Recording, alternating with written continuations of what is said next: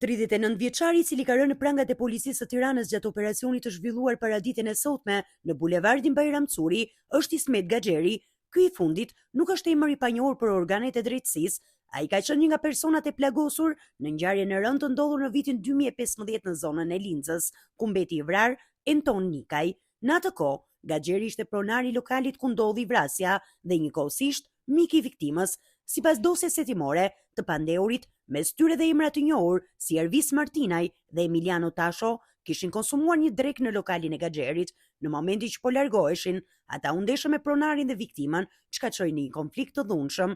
Pamjet filmike dhe dëshmitë të përfshirëve tregojnë se Gaxheri është mbajtur nën kërcënim, ndërsa Enton Nikaj është goditur për vdekje nga grupi i pandehurve.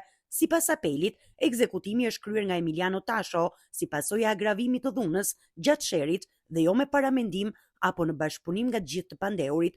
Gjykata theksoi se viktima nuk kishte njohje të mëparshme me autorët, ndërsa për Ismet Gaxherin apeli vlerësoi se nuk mund të mbahej përgjegjës për moskallëzimin e ngjarjes, pasi ai vetë ishte një nga të dëmtuarit.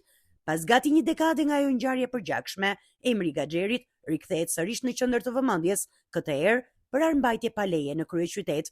Policia po vijon hetimet për të zbuluar origjinën e armës dhe nëse ajo është përdorur në ndonjë ngjarje kriminale.